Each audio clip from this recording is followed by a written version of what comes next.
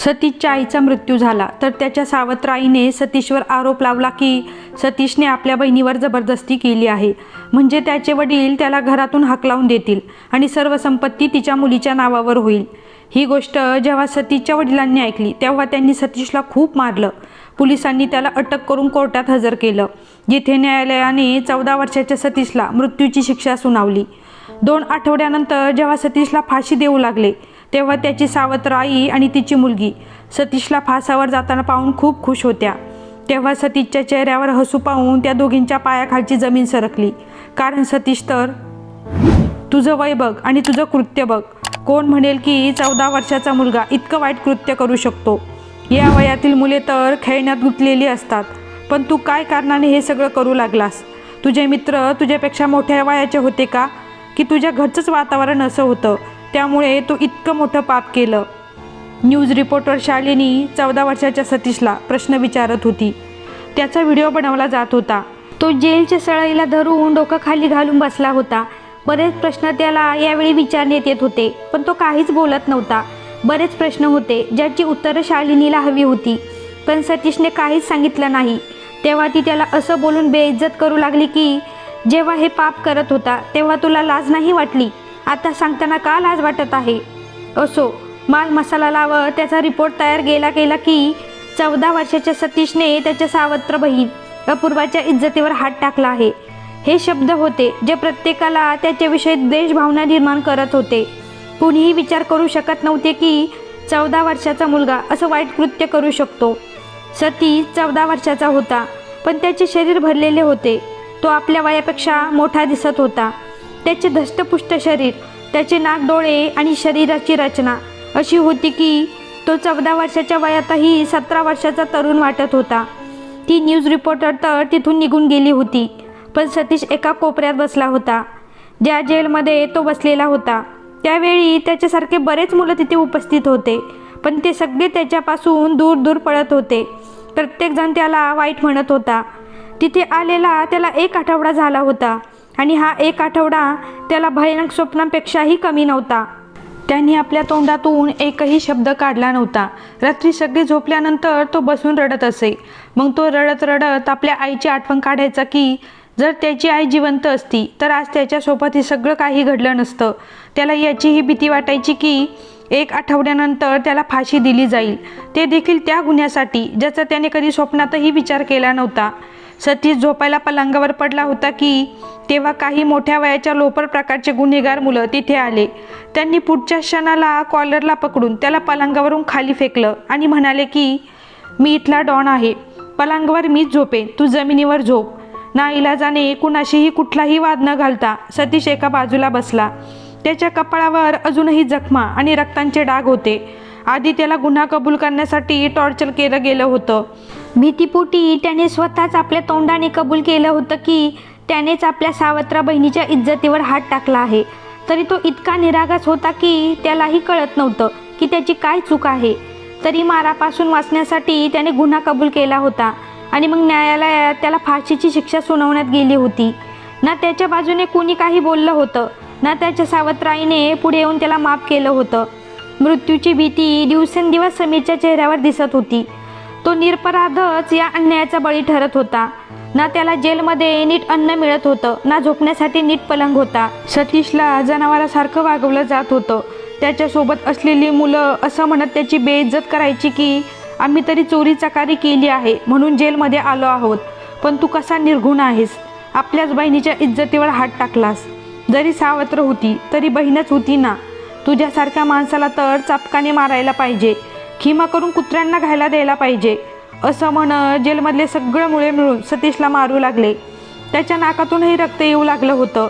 हवालदार तर दूर बसून हा प्रकार बघत होता। तोही सतीशचा तिरस्कार करत होता। जेव्हा त्याला थोडी दया आली तेव्हा त्याने बाकी मुलांना हाकललं। मग जणू काही निर्जीव वस्तूसारखा सतीशला ओढून एका बाजूला फेकलं। पाणी टाकून त्याच्या तोंडावर मारलं की शुद्ध येते की नाही, नाहीतर उचलून याला जेलच्या रुग्णालयात नेऊन टाकता येईल। त्या रात्री सतीश जखमांनी छिन्न विछिन्न होता।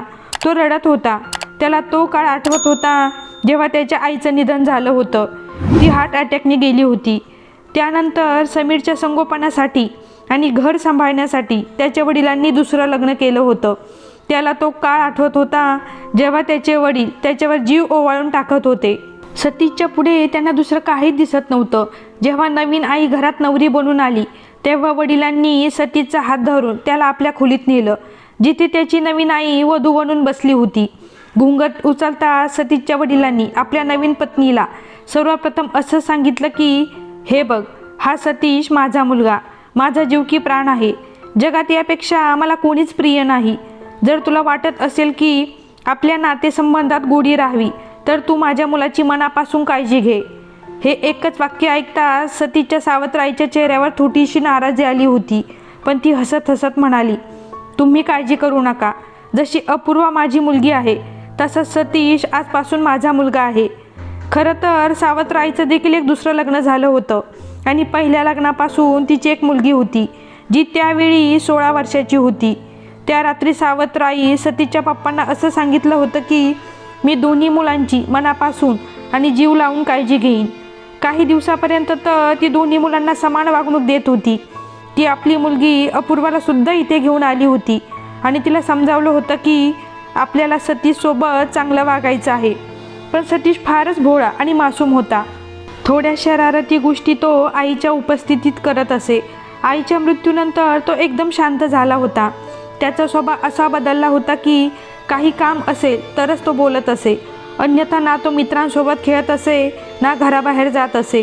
तो फक्त आपल्या खोलीत बसून अभ्यास करत राहायचा. दुसरीकडे अपूर्वा अत्यंत जिद्दी आणि उद्धट मुलगी होती. ती तिच्या आईकडे नेहमीच काही ना काही मागण्या करत राहायची. ती म्हणायची की मामाच्या घरात ना आपण मनासारखं खाऊ शकत होतो ना कपडे घालू शकत होतो, पण आता तुझं लग्न झालं आहे, तुझा नवरा इथे आहे, निदान आता तरी माझ्या आवडीनुसार रोज जेवण बनवत जा आणि मला नवीन कपडे आणून देत जा. एवढं ऐकलं की तिची आई तिला चिडून म्हणाली, तुझी जीभ नियंत्रणात ठेव. सतीश किती चांगला मुलगा आहे बघ, त्याच्यासारखं वागण्याचा प्रयत्न कर. इथे तुझ्या दुसऱ्या पप्पांना कळलं की मी विधवा नाही तर घटस्फोटित आहे तर न जाणो काय काय होईल. तिथेही तुझ्या आणि माझ्या या वागण्यामुळे तुझ्या सख्ख्या बापानं आपल्याला ठेवायला नाकारलं होतं. इथेही जर असंच वागलं तर काय होईल सांगता येत नाही. म्हणून सध्या तरी तुझ्या हद्दीतच राहा. अपूर्वा ही काही काळ शांत राहिली, पण जेव्हा तिने निरागस आणि भोळ्या सतीशकडे पाहिलं तेव्हा तिला हसू आलं. योग्य संधी शोधत होती की कधी सतीशला त्रास देऊ शकेल. त्या दिवशी सतीश होमवर्क करत होता. त्याला अपूर्वात आणि त्याच्या नवीन आईत काहीच रस नव्हता. सतीश होमवर्क करत असताना तो वॉशरूमला उठून गेला. तेव्हा अपूर्वा त्याच्या खोलीत गेली आणि त्याच्या होमवर्कचं पान फाडून कचऱ्यात फेकून दिलं. सतीश परत आला आणि त्याची नोटबुक पाहिली तेव्हा तो बावचळला. तो म्हणाला, आत्ताच तर मी इथे इतक्या मेहनतीने होमवर्क केला होता, ते कुठे गेलं? त्याचा आवाज ऐकून सावत्राईसुद्धा त्याच्याजवळ आली. ती म्हणाली, म्हणजे तुझ्या म्हणण्याचा अर्थ काय आहे? कुठे जाणार आहे? कोणती मांजर माकड थोडी होते की स्वतःहून इथून तिथे चालत जाईल? याच नोटबुकमध्ये तर तू लिहिलं होतं ना, यातच बघ. पण सतीश अगदी घाबरला होता. त्याने पूर्ण नोटबुक उलथून पाहिली, पण त्याचं होमवर्कचं पेज जे त्याने लिहिलं होतं ते कुठेच सापडलं नाही. सतीश लगेचच म्हणाला की माझ्या नोटबुकमधून कुणीतरी होमवर्कची पानं फाडून टाकली आहेत. हे ऐकल्यावर सावत्राई म्हणाली, म्हणजे काय, तू आरोप लावत आहेस? लगेच समीरने अपूर्वाकडे पाहिलं आणि म्हणाला, हो, अपूर्वा इथेच होती. काही का असेना, हे अपूर्वाचंच काम आहे. हे ऐकल्यावर अपूर्वा तर भांडण्याची संधी शोधत होती. ती उठून भांडायला लागली, तू काय बकवास करत आहेस? मला काय गरज आहे तुझं होमवर्कचं पान फाडण्याची? विनाकारण माझ्यावर आरोप करू नकोस. यावेळी सतीशचे पप्पासुद्धा घरी आले होते. त्यांनी हे सगळं प्रकरण पाहिलं आणि म्हणाले, काही का असेना, कुणीतरी ही हरकत केली आहे. सतीश स्वतः मेहनतीने लिहिलेलं काम फाडू शकत नाही. तथापि जे व्हायचं होतं ते झालं होतं. सतीशने स्वतःच्या हातांनी पूर्ण रात्र जागून परत तो गृहपाठ पूर्ण केला होता, कारण उद्या ते काम शिक्षकांना तपासायला द्यायचं होतं. त्यानंतर अपूर्वाने कारस्थान रचायला सुरुवात केली. जो सूट सतीशला आवडायचा तो तर कधी फाटलेला किंवा प्रेसमधून जळालेला निघायचा. आता तर सतीशला पक्का विश्वास झाला होता की अपूर्वाच त्याच्यावर जळत आहे आणि त्याच्या वस्तू खराब करत आहे. एके दिवशी सतीशने स्वतःच्या हातांनी अपूर्वाला त्याच्या शालेय गणवेशावर रंग ओतताना पाहिलं तेव्हा तो रागाने लाल झाला होता. तो म्हणाला, आता मी तुझी तक्रार पप्पांकडे करणारच, तू जर हद्दच पार केली आहेस. आजपर्यंत माझं जितकं नुकसान झालं त्यात तुझाच हात आहे. मला हे सर्व माहीत झालं आहे. आता मी तुला अजिबात सोडणार नाही. त्या दिवशी सतीशचे पप्पा घरी आल्यावर सतीशने त्याच्या पप्पांना सगळ्या तक्रारी सांगितल्या की ही माझ्या मुद्दामहून खोड्या काढते. सतीशच्या पप्पांनी खडसावून अपूर्वाला विचारलं, तेव्हा ती मान खाली घालून बसली. त्यानंतर सतीशच्या पप्पांनी दोघी मायलिकींची खूप बेइज्जती केली की पुन्हा जर तुम्ही लोकांनी माझ्या मुलाला त्रास दिला तर बघा मी तुमच्या लोकांचं काय हाल करतो. 1 सेकंदही लागणार नाही मला तुमच्या आईसोबत संबंध संपवायला आणि धक्के मारून या घरातून बाहेर काढायला. तुम्हा लोकांना माहीत नाही की माझी सगळी दौलत, सगळी संपत्ती माझ्या पश्चात माझा मुलगा सतीशची आहे. पुन्हा जर मला अशा प्रकारची कोणतीही तक्रार मिळाली तर माझ्या एवढं वाईट कोणीच नाही होणार. त्यावेळी तर सतीश आपल्या खोलीत गेला. अपूर्वा आणि तिची आई देखील खोलीत गेली. पण काही वेळानंतर अपूर्वा आणि तिची आई खोलीतून बाहेर आली तर दोघीही रडत होत्या. रडत रडत दोघीही सतीशजवळ गेल्या आणि त्याच्या पायावर पडून माफी मागायला लागल्या की आम्हाला माफ कर. आम्ही तुझ्याबरोबर चुकीचं वागलो. मी अपूर्वाला खूप मारेन. जर तू म्हणत असशील तर तिला हॉस्टेलमध्ये पाठवून देईन. आपल्या सावत्र आई आणि अपूर्वाला पायावर पडलेलं पाहून सतीश मागे सरकला. त्यांना उठवून म्हणाला की तुम्ही लोक हे सगळं करू नका. मी तुमचा मनापासून आदर करतो. फक्त माझ्या गोष्टीमध्ये हस्तक्षेप करू नका. मला ते चांगलं नाही वाटत. खेळणं आणि मजाक करणं आपल्या जागी आहे, पण माझं नुकसान करून अपूर्वाला काय समाधान मिळतं. तात्पुरतं तरी त्या दिवशी सतीशने माफ केलं. पण त्यानंतर अपूर्वाची सतीशची वागणूक चांगली झाली होती तर सावत्र आई देखील आता त्याची काळजी घेऊ लागली होती. सतीशला त्याच्या सावत्र आई आणि सावत्र बहिणीच्या वर्तनात अचानक झालेल्या बदलामुळे काहीतरी संशय आला. काही आठवडे असेच निघून गेले. घरात शांतता होती, ज्यामुळे सतीशच्या वडिलांनाही आनंद झाला. त्यांचे वर्तन, त्यांची पत्नी आणि सावत्र मुलगी अपूर्वाशी चांगले झाले होते. जे काही ते सतीशसाठी आणत होते ते अपूर्वासाठी देखील आणत होते. पण आता अपूर्वा आणि तिच्या आईच्या मनात हे खटकत होतं की सगळी संपत्ती सतीशची होणार होती. त्यांना असा काहीतरी मार्ग शोधायचा होता ज्यामुळे अपूर्वालाही या संपत्तीत हिस्सा मिळेल. काहीतरी तर त्यांच्या हातात यायला हवं होतं. शेवटी त्या मोठ्या उद्योगपतीच्या पत्नी होत्या. जरी अपूर्वा लहान होती तरी तिला तिच्या आईप्रमाणेच लालच होता. छान कपडे घालणं, ऐशाराम करणं, चांगलं खाणं आणि हातात पैसा असणं ही तिची पहिली इच्छा होती. मग दोघींनी असा खेळ रचला जो कोणाच्याही कल्पनेतही नव्हता. एके दिवशी सतीश आपल्या खोलीत बसून अभ्यास करत होता. त्याच सकाळी त्याचा पेपर होता. तो बसला होता तेव्हा त्याची सावत्र आई त्याच्यासाठी बदाम पिस्त्याचं दूध घेऊन आली आणि म्हणाली, हे घे बेटा, दूध पी. सतीश आपल्या आईच्या या इतक्या मेहरबान्या समजू शकला नाही, पण अभ्यासात बिझी असल्यामुळे त्याने दुधाचा ग्लास घेतला आणि तो प्यायला. दूध प्यायल्यानंतर त्याने ग्लास बाजूला ठेवला आणि पुस्तकावर पुन्हा लक्ष केंद्रित केलं. त्याला सर्व काही दुसरं दिसू लागलं होतं. लिहिलेले शब्द 2-2 दिसत होते. जणू काही त्याला काही भानच राहत नव्हतं.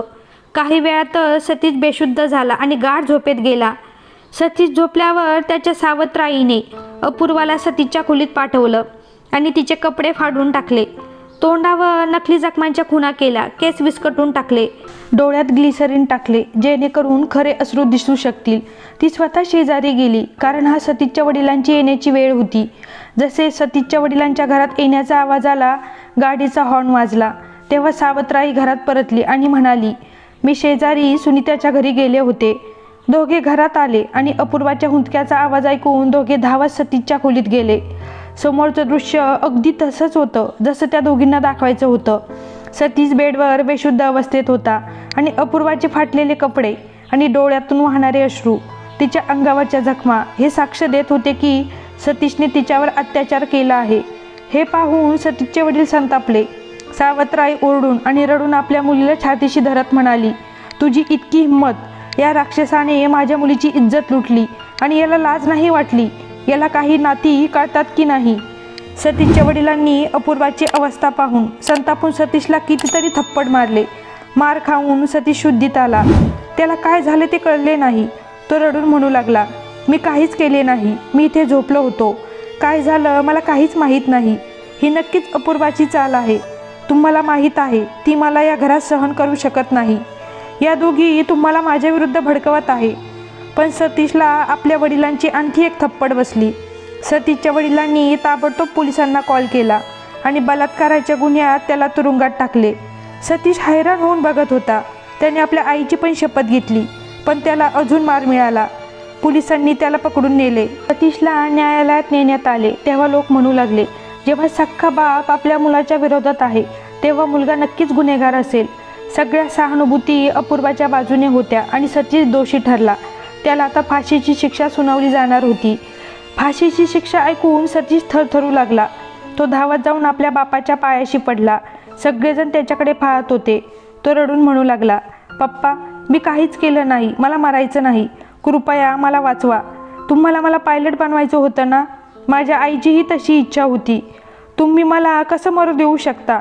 मला खूप भीती वाटते. मला तुमच्यासोबत राहायचं आहे. कृपया माझ्यावर विश्वास ठेवा. पण त्याचे वडील त्याला तुडवून निघून गेले. पोलिसांनी त्याला बालसुधारगृहात नेले. 2 आठवड्यांनी त्याला फाशी होणार होती. 2 दिवस त्याला अन्न दिले नाही. खूप मारले, जबाब घेतले गेले, खूप छळले गेले. सतीशला खूप त्रास दिला गेला होता. भारतात एक कायदा आहे की जेलमध्ये येणाऱ्या मुलांची वेगळी जेल बनवली जाईल. त्याच्यावर कोणत्याही प्रकारचा जुलूम केला जाणार नाही. उलट त्यांना तिथे शिक्षण दिले जाईल, त्यांची चांगली देखभाल केली जाईल आणि त्यांना चांगला माणूस बनवण्याचा पूर्ण प्रयत्न केला जाईल. पण सतीशसोबत असे काहीही झाले नव्हते. त्याला दिवसभर हवालदार त्रास देत असत आणि रात्री तिथल्या गुंड मुलांनी त्याला विविध प्रकारच्या यातना दिल्या. अखेर तो दिवस आला जेव्हा सतीशला फाशी दिली जाणार होती. या प्रसंगी केवळ अपूर्वाच नव्हे तर त्याची आई आणि त्याचा बापसुद्धा फाशीच्या ठिकाणी उपस्थित होते. सतीशला फाशीच्या ठिकाणी नेले जात असताना त्याने एकदाही मागे वळून पाहिले नव्हते. पण एक नजर अपूर्वावर टाकली होती. त्याच्या नजरेत असे काहीतरी होते की अपूर्वा घाबरून नजर चुकून पाहायला लागली. सर्व औपचारिकता पूर्ण झाल्यानंतर सतीशला फाशीच्या तक्त्यावर नेले गेले. सर्वांना वाटत होते की त्याच्या चेहऱ्यावर मरणाचे भय असेल, पण तसे काहीही नव्हते. त्याच्या चेहऱ्यावर एक हसू होते. हसून त्याने आपल्या सावत्र आई आणि बहिणीला पाहिले. त्यांच्या नजरेत काहीतरी अजीब होते. दोघीही घाबरून एकमेकींचे चेहरे पाहू लागल्या. त्यांनी ठरवले होते की आजचा दिवस त्यांच्या आयुष्यात खूप मोठा आहे, कारण सर्व संपत्ती आता सावत्र आई आणि तिच्या मुलीच्या हाती लागणार होती. जेव्हा सतीशच्या गळ्यात दोरी घालून त्याला फाशी दिली जाणार होती तेव्हा एक बाई ओरडत फाशीच्या ठिकाणी आली. ती म्हणाली की सतीशला सोडा, तो निरपराध आहे, त्याला काही करू नका. खोटं बोलणाऱ्याला देवाचा शाप लागेल. ज्यांनी मासूम मुलावर आरोप लावले. प्रत्येकजण पलटून त्या बाईकडे पाहू लागला. तिचा आवाज ऐकून अपूर्वा आणि तिच्या आईच्या चेहऱ्यावरील रंग उडाला होता. ती रडत पुढे आली. एक बाई जिचं वय 45 ते 50च्या आसपास होतं. सतीशच्या घरी काम करत होती. त्याच्या घराची खास नोकर होती. तिने सर्वांसमोर जे सांगितलं त्याने तर कहाणीचा रुखच बदलून टाकला.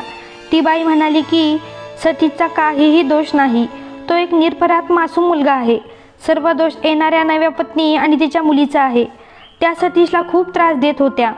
सतीशला दुधात औषध घालून देणे आणि तिच्या मुलीला कपडे फाडून सतीशच्या खोलीत पाठवणे हे सर्व त्या सावत्र आईचं काम होतं. हे सर्व तिने तिच्या डोळ्यांनी पाहिलं होतं. पण त्या खतरनाक बाईच्या भीतीने तिने आपलं तोंड उघडलं नव्हतं. पण अनेक रात्री तिच्या स्वप्नात सतीशची खरी आई येऊन सांगत होती की माझ्या मुलाच्या बाजूने साक्ष दे. माझा मुलगा मेला तर माझ्या आत्म्याला कधी शांती मिळणार नाही आणि मी तुला कधी माफ करणार नाही. शेवटी ती बाई चूप राहू शकली नाही आणि धावत आली. सत्य उघड झाल्यानंतर सावत्र आई आणि तिची मुलगी इतकी खवळली की त्यांनी सांगितले, असे काहीही नाही, ती बाई खोटं बोलत आहे. पण सत्य समोर आलं होतं. सतीशला निर्दोष सोडण्यात आलं तर दोन्ही आई मुलीला तिथे जेलमध्ये टाकण्यात आलं. सतीशच्या वडिलांनी तिला घटस्फोट दिला. सतीशचा बाप खूप लाजिरवाणा झाला होता. काल आलेल्या त्या स्त्री आणि तिच्या मुलीसाठी त्याने आपल्या मुलावर शंका घेतली होती. त्याला मारले होते आणि त्याच्या मुलाला फाशीच्या तख्तावर चढवणार होता. तो हात जोडून आपल्या मुलाची माफी मागू लागला. सतीशने आपल्या वडिलांचे हात धरले. तो आतून खूप तुटला होता, कारण त्याचा बाप इतरांच्या बोलण्यावर विश्वास ठेवून त्याला फाशीच्या तख्तावर चढवणार होता. सतीशला वडिलांसोबत पुन्हा नातं जोडण्यासाठी खूप वेळ लागला. या घटनेनंतर सतीशच्या वडिलांनी पुन्हा कधीच लग्न केलं नाही. तर मित्रांनो, या कथेबद्दल आपलं काय मत आहे ते कमेंट बॉक्समध्ये नक्की सांगा. आणि कथा आवडली असेल तर प्लीज लाईक करा आणि आपल्या गुंफण या चॅनलला नक्की सबस्क्राईब करा. पुन्हा भेटूया अशाच एका नवीन कथेसोबत. तोपर्यंत धन्यवाद.